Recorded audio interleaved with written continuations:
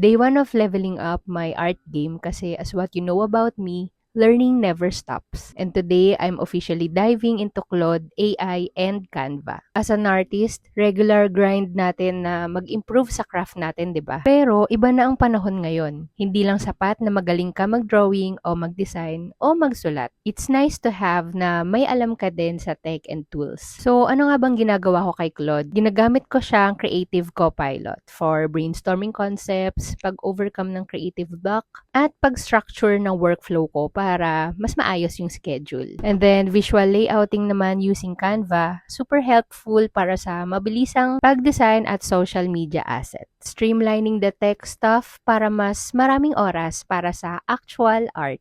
Today is day 1 that I actually talk about the tech tools I'm using. Samahan mo ko sa journey na to. At kung creative ka rin na gusto mong i-take advantage ang tech tools and AI, let's keep learning together.